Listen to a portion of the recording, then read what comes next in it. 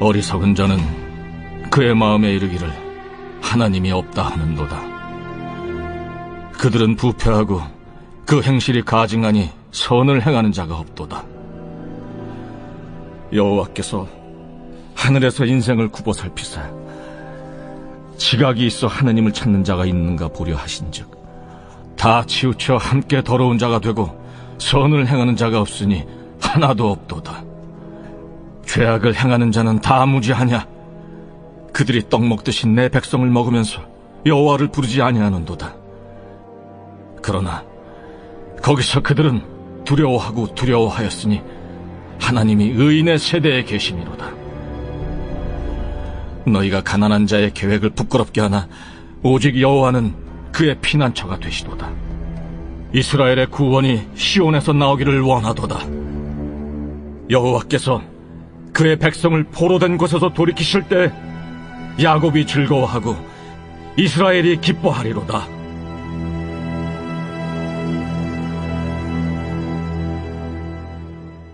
제가 한 번은 응급의학과에서 근무하시는 의사 선생님의 이야기를 다른 분을 통해서 전해 들은 일이 있었는데요. 하루는 어떤 응급 환자가 병원에 실려왔는데 다급하게 가보니까 이미 그 환자가 고인이 되셨더라는 거예요. 그런데 그 환자를 언뜻 보니까 이상한 점이 하나 있는데 그게 뭐냐. 보통 사람이 죽게 되면 몸의 근육이 모든 근육이 풀리거든요. 그러니까 사람이 사망하면 몸에서 노폐물이 나오는데 그 이유가 뭐냐면 평소에 긴장되어 있던 관략근이라든지 이런 근육들이 풀리면서 몸에 노폐물이 흘러나오거든요. 그러니까 죽은 사람은 이 몸에 힘이 풀리는 게 정상인데 이분을 보니까 오른손에 주먹을 꽉 쥐고 있더라는 거예요. 임종하셨는데도. 그러니까 의사분이 이게 너무 이상해서 이 쥐고 있는 손을 한번 풀어봤어요. 근데 풀었더니 풀어진 손바닥 안에서 화투장 2장이 나오더라는 거예요. 그런데 화투장을 이제 2장 쥐고 있는 것을 보니까 아마 그분이 돌아가시기 직전까지 섰달을 하고 있었던 것 같은데 이게 정말 실제로 있었던 일인데요. 그 2장의 화투장을 펴보니까 패가 뭐였냐? 그게 38 광땡이더라는 거예요. 정말로. 그런데 저도 화투만 좀 알지 섰다의 규칙은 잘 몰라서 이 38 광땡이 뭔지를 찾아보니까 이게 보통 패가 아니더라고요. 그러니까 38 광땡을 가지고 그 판을 이겼다. 그럼 그 판에 걸린 판돈의 3배를 받는 게 규칙이더라고요. 굉장한 패입니다. 어쨌든 이분이 그렇게 좋은 패를 꽉 쥐고 돌아가신 거예요. 그러니까 이 의사 선생님이 이 사연이 너무 궁금한 거죠. 그래서 응급실에 같이 오신 분한테 도대체 이분이 어떻게 돌아가시게 된 건지 상황을 좀 들어봤어요. 그러니까 사연이 뭐냐.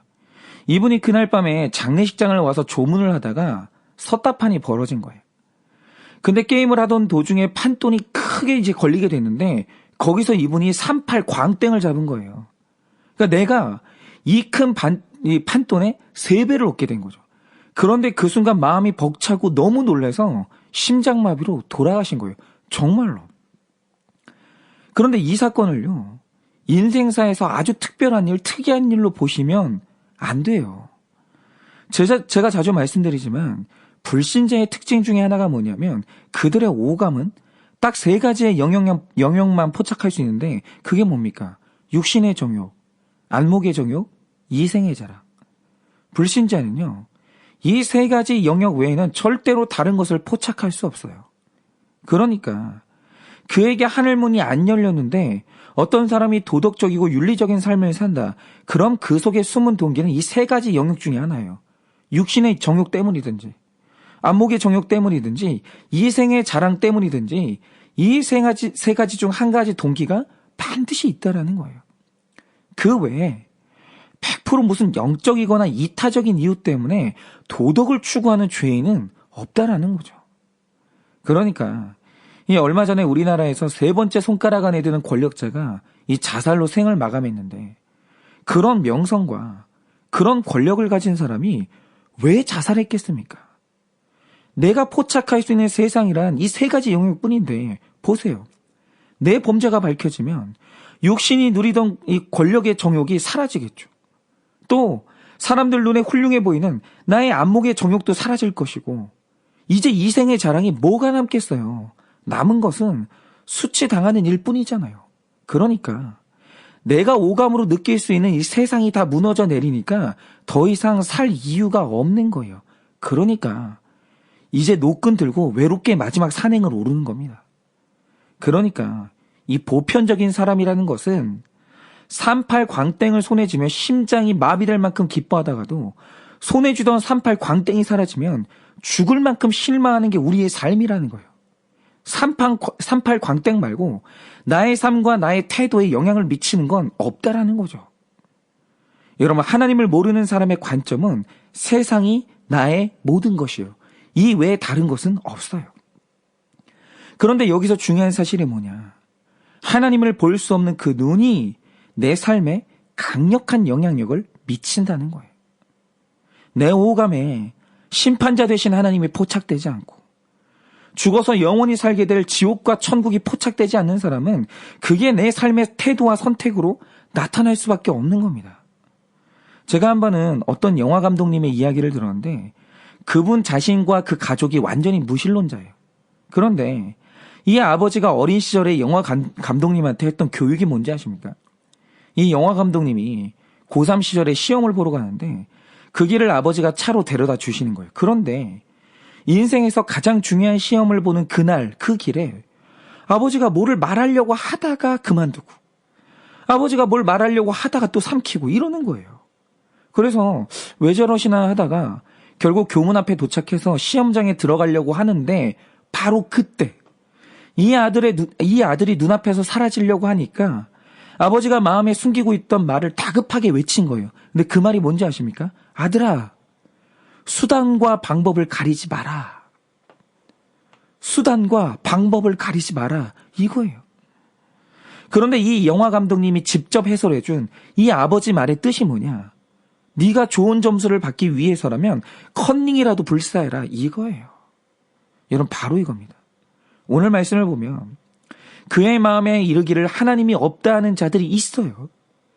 그런데 그들의 삶에서 시인이 본 게 뭐냐? 한 사람 안에서 하나님은 결국 없다는 결론이 나는 순간 그 결론은 반드시 내 삶에 나타난다라는 거예요. 그에게 포착되는 세상은 오직 80년을 살다가는 이 시공간밖에 없기 때문에 여기서 잘 되고 여기서 이기기 위해서는 여기서 누리기 위해서는 얼마든지 부패할 수 있고 나의 가치관을 수정할 수 있고 선행을 순진한 이상으로 취급할 수 있는 거예요. 그리고 하나같이 다 치우쳐서 어떤 더러운 곳에서 손을 담글 수가 있는 겁니다. 왜냐? 나의 이 더러운 삶이 끝난 후에 내 삶을 정산할 하나님이 없거든요. 심판도 없고 천국과 지옥도 없으므로 이 땅에서 내 행복을 쟁취하는데 수단과 방법을 가리지 않고 올인하는 거예요.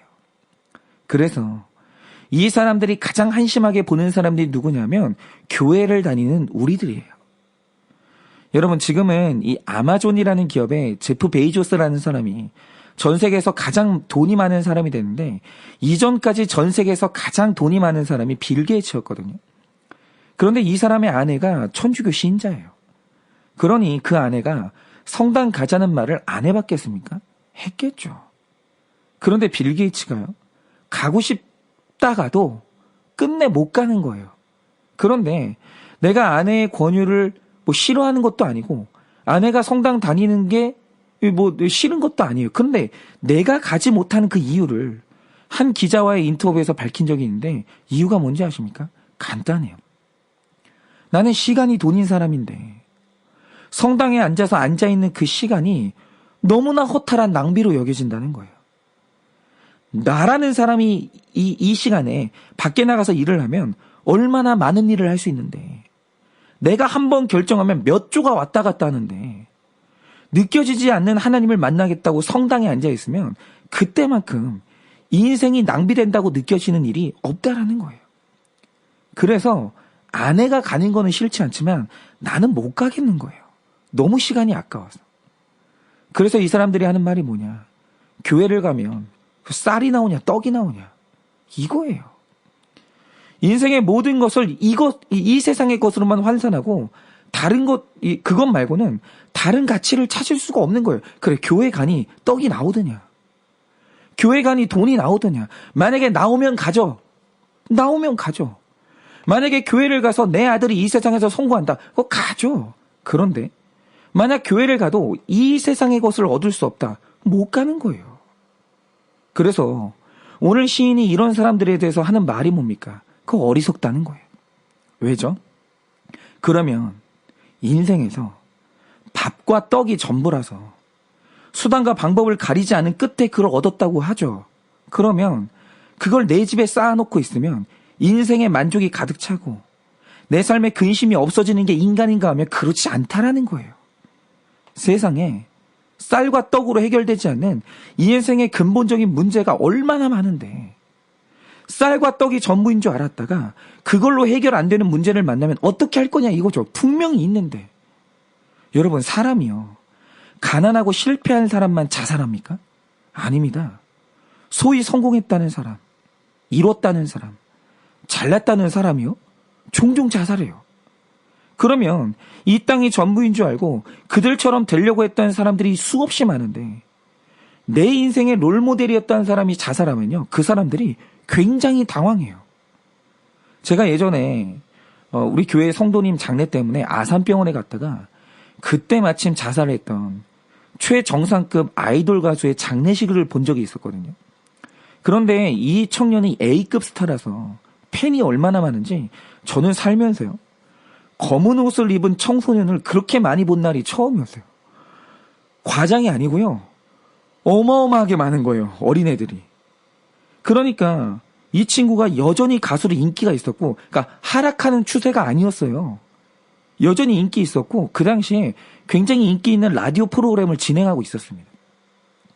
그리고 20대 나이에 젊은 날에 성공해서 그 나이 청년들은 꿈도 꿀 수 없는 돈을 벌었고 인기가 이렇게 많아요. 얼마나 많은 사랑을 받았는지 몰라요. 그런데 자살했어요. 이유가 뭐냐? 우울하고 허무하다는 거예요. 그런데 이런 일이 생기잖아요. 그런 사람들은 이게 해석이 안 되는 거예요. 왜지? 왜지? 내가 볼 때 내가 이 사람 같으면 인생이 즐거울 일 말고는 없을 것 같은데 그런데 왜 자살하는지 그게 있잖아요. 이해가 안 가는 거예요. 도무지. 그런데 성공한 사람의 자살을 이해하지 못하는 사람을 향해서 오늘 시인이 하는 말이 뭡니까? 너희가 어리석음으로 너희가 세상의 절반을 보지 못함으로 그게 이해가 안 되는 거라는 거예요. 여러분 사람은 떡으로만 사는 존재일 수가 없습니다. 여러분 사람이 영적인 존재인데 어떻게 떡이 쌓였다고 만족이 있겠어요? 떡이 쌓인 건 절반만 쌓인 거예요. 영이 쌓이지 않고 영의 만족이 없으면 절반이 없는 거예요. 여러분 사람이 아무리 타락해도 그 본성이 영적인 존재이기 때문에 내 죄의 문제가 해결되지 않고 아버지 대신 하나님께 버림받아 내 존재가 지옥을 향해 가다 보면 이유를 알 수 없는 불안감, 그 이유를 알 수 없는 그 공허함, 이유를 알 수 없는 두려움 속에 살다가 얼마든지 내가 살아야 될 이유가 사라질 수 있는 거예요. 그런데 이사야서 33장 6절을 보면 어떤 말씀이 있는지 아십니까? 이렇게 말합니다. 내 시대에 평안함이 있으며 구원과 지혜와 지식이 풍성할 것이니 여호와를 경외함이 너의 보배니라. 그리고 오늘 말씀 5절과 6절에서 시인이 하는 말이 뭡니까? 그러나 거기서 그들은 두려워하고 두려워하였으니 하나님이 의인의 세대에 계심이로다. 너희가 가난한 자의 계획을 부끄럽게 하나 오직 여호와는 그의 피난처가 되시도다. 여러분 바로 이겁니다. 앞서 이사야가 여호와를 알고 경외하는 것이 너의 보배라고 외쳤는데 이 말을 했던 상황이 뭔지 아십니까? 시스기야 왕 때 아수르가 2번 이스라엘을 쳤는데 처음은 이스라엘을 침략해서 성전 기둥의 금까지 싹 다 긁어갔어요. 그리고 이스라엘 백성 20만 명을 붙잡아갔습니다. 그리고는 다시는 침략하지 않겠다고 맹세하고 돌아갔는데 언약을 어기고 또 쳐들어와서는 성을 둘러싼 거예요. 그리고 랍사게가 앞에 나와서는 살아계신 여호와를 아주 그냥 비하를 하는 거예요. 그러니까 나보다 거대한 문제가 쳐들어와서는 아무것도 할 수 있는 일이 없는 절망을 경험하는 거예요. 그런데 그때 히스기야가 자살하지 않아요. 누가 봐도 죽을 일밖에 남지 않았는데 히스기야가 자살하지 않아요. 죽지 않아요. 왜냐? 내 현실의 일상이 무너져 내렸는데 거기서 하늘문이 열리는 거예요. 그리고 영이신 하나님이 포착되면서 그 하나님이 내 편이 되어 주시는 거예요. 그 하나님이 나의 피난처 되겠다고 굳게 약속을 해주시는 거예요. 그러면서 내 영혼의 만족이 찾아오고 상황은 분명히 최악인데 내 영혼이 안심을 하는 거예요. 그런데 하나님께서 나의 피난처가 되어주시고 하나님이 내 편이 되어주시니 이상한 게 뭐냐. 내 육신은 불안하고 두려운데 내 영이 평안함을 얻고 내 영이 만족하는 거예요. 그런데요, 그러면요, 내 상황이 최악이어도요, 죽어야 되겠다는 생각이 안 들어요. 그 살소망이 생기면서 한 줄기 빗줄기가 보이는 거예요. 아마 신앙생활 하시는 분들 중에는요, 죽었다가 하나님 만나서 살아나신 분들이 있을 거예요. 내 자녀와의 관계도, 부부관계도, 경제적인 삶도 다 무너져서 저 사람은 살 이유가 없는데 거기서 말씀이 들리고 영의 세계가 열리고 피난처 대신 하나님을 비로소 만나니 영이 채워지면서 죽을 이유가 없어진 사람들이 너무 많다는 거예요. 살아야 될 이유가 생기는 거예요. 그래서 이 한계치의 고난의 때 하나님을 만난 히스기야가 어떻게 됐습니까? 그들을 둘러쌌던 적군들 안에서 이유를 알 수 없는 두려움이 생기면서 전부 다 도망갔어요. 그러니까 교회를 다니면 돈이 나오냐 쌀이 나오냐고 하는데 자신 있게 말할 수 있는 게 뭡니까? 돈과 쌀 나옵니다. 주님이 그것의 주인 되시기 때문에 나옵니다. 그는 우리를 실제적으로 도우시고 구원하시는 하나님이에요. 여호와를 경외한다는 것은 단순히 천국 가는 데만 죽은 후에만 그가 일하시는 게 아니라 나의 오늘 현실의 삶 가운데서도 그분이 일하시고 역사하시는 거예요. 제가 저희 교회 형제 자매들과 이 교제를 나누면서 그 역사하심의 보고를 들어요. 집 없는 사람이요? 집 생깁니다. 건강 잃은 사람이요? 건강이 생겨요. 하나님이 오늘 역사하십니다. 다만 우리가 떡으로만 살 수 없기 때문에 이 세상에 치우치지 않도록 강하게 붙드시고 섭리하시고 또 주기도 하시고 뺏기도 하시는 거예요. 제가 어릴 때 저희 교회에서 성가대 지휘를 하시던 집사님이 계셨어요. 그런데 어느 날 이분이 담임 목회자인 제 아버지에게 어떤 불만이 있었던 것 같습니다. 그래서 어느 날부터 성가대 대원들이 모이면 일단 제 아버지가 그날 했던 설교에 대한 비판을 쫙 하는 거예요. 이게 말이 되냐? 이게 논리적이냐? 어떻게 표현을 이런 식으로 하냐? 한번 그렇게 쫙 까는 거예요. 그리고 성가대 연습을 그 다음에 하는 이 불만 가득한 신앙생활을 하셨습니다. 그러니까 그분도 뭔가 참고 참았던 거죠. 그런데 그러던 어느 날 저희 교회 부흥회가 열렸는데 그때 강사님이 이 기도에서 병이 나았다는 간증을 하셨거든요. 그런데 이 집사님이 그 간증을 듣고 폭발하신 거예요. 세상에 21세기 대명천지. 아니 어떻게 저렇게 무식하고 말도 안 되는 말을 하냐고. 그리고 담임 목사님은 어떻게 저렇게 무식한 사람을 이 강사로 초청하냐고. 그러면서 결국 이분이 교회를 떠나셨어요. 그런데 안타까운 것은 이분이 한동안 교회를 정하지 못하고 이 광야 생활을 하신 거예요. 그런데 그러던 어느 날 이분에게 뇌출혈이 찾아오면서 몸의 절반이 마비가 되신 거예요. 여러분 그런데 이건 목회자를 대적하니까 하나님이 치셨다? 지금 이 말 하는 게 아닙니다. 예수님을 믿어도 이런 일은 일어날 수 있어요. 하나님께서 이분의 구원을 위해서 잠시 고난을 주신 건데 그 소식을 듣고 제 아버지가 그분이 계신 병원을 찾아갔어요. 그리고 이 치유를 부정했던 그분의 아픈 그분의 머리에 손을 얹고 오랜만에 기도를 해주셨는데 제가 깜짝 놀란 게 뭐냐. 그분이 기도를 받으시면서 그렇게 흐느끼면서 우시는 거예요. 그리고 치유를 그렇게 무시하고 폄훼하던 분이 그날 하나님의 치유를 그렇게 사모했어요. 그러니까 제가 그 눈물을 보고 깨달은 게 뭐냐. 사람이요. 절대로 하나님 없이 살 수 없어요. 여러분 사람이요. 고난이 왔을 때 하나님 없이 버틸 수 있냐? 그렇지 않아요. 내 삶의 일상이 무너졌을 때 하나님 없이 소망을 품을 수 있냐? 그렇지 않아요. 그래서 정말 마음에 이르기를 하나님이 없다 하는 사람은 그거 어리석은 자입니다. 사람은요. 하나님 없이 절대 살 수 없어요. 그러니 오늘도 내 하나님을 아는 이 지혜를 감사하시고 우리가 이제 이 한 해가 단 이틀 남았습니다. 몇 시간 남지 않았는데 얼마 남지 않은 이 한 해의 시간도 하나님을 굳게 붙들고 마지막까지 하나님의 은혜를 사모해서 하나님이 주시는 만족으로 여러분의 영혼을 채우시는 여러분의 마지막 시간 되시기를 예수님의 이름으로 축원을 드립니다.